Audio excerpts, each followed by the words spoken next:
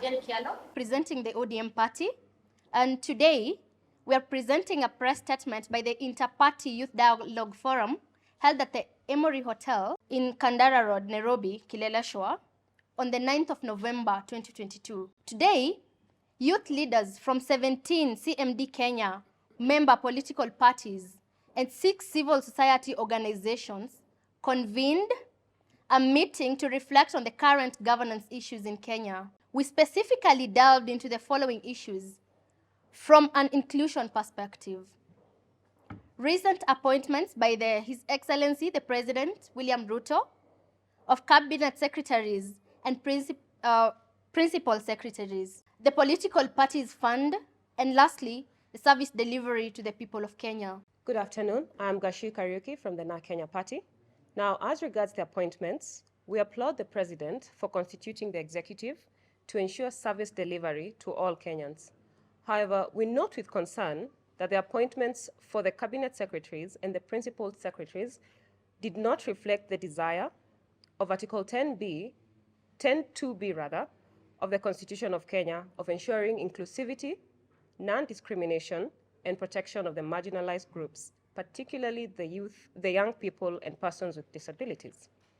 In order to ensure that the youth of Kenya who voted for and those who did not vote for the government are part of the government, we suggest the following. 1, we call upon the President to recall the list of the PS nominees and appoint more youths to achieve the 50% balance. Secondly, we request the President to ensure that the youth represent 50% in all his subsequent nominations and appointments, particularly the appointments to the position of Chief Administrative Secretaries, in order to promote political participation of the youth. My name is Mundalo Advice. I serve as the National Youth Chairman for the Jubilee Party. And I'm here to speak about the political parties fund that has just been released by the ORPP.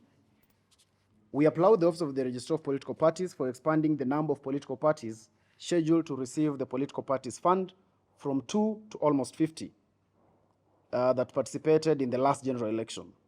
This is a huge step towards consolidating Kenya's multi-party democracy by strengthening the role and functioning of political parties. We want to urge all the parties receiving this fund to utilize the fund as stipulated by law and remain accountable on the same to the people of the Republic of Kenya.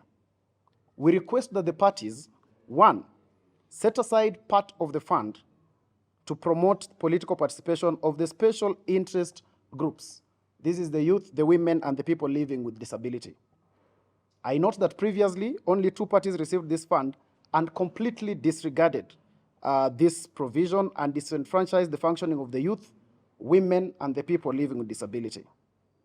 The Auditor General should audit the utilization of the fund, especially the extent to which it is used to promote political participation all the way to the grassroots level. The Office of the Registrar of Political Parties should also ensure compliance to the regulations on the political parties fund. Lastly, with the extended number of political parties now receiving the political parties fund, we want to urge that parties stop scrambling to get into government, because every party can now perform its function from wherever you are, and we keep this government under sufficient checks and balances. My name is Saruni Jesse.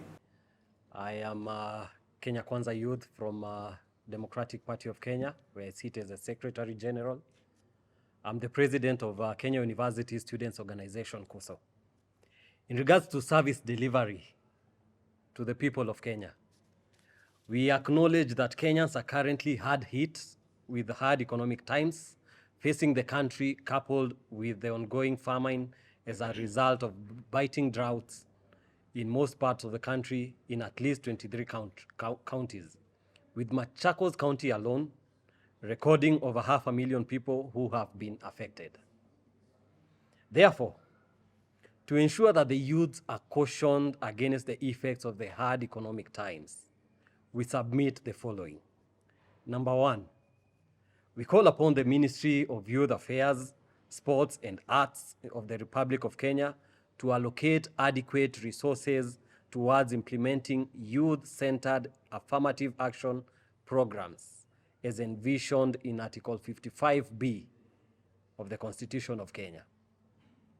2, we call upon the President to remain true to his promise of launching the Hustlers Fund. We request the relevant government agencies to ensure that the criteria for the youth to benefit from the fund is fair, inclusive, and transparent. Number 3, we call upon the youth to continue advocating for increased resources from the national and county governments towards the government programs and projects that are prioritized by the citizens during the public participation forums and are aligned to the government priorities. These are our submissions as youth from different parties, and that is the end of our statement. Thank you very much. Thank you.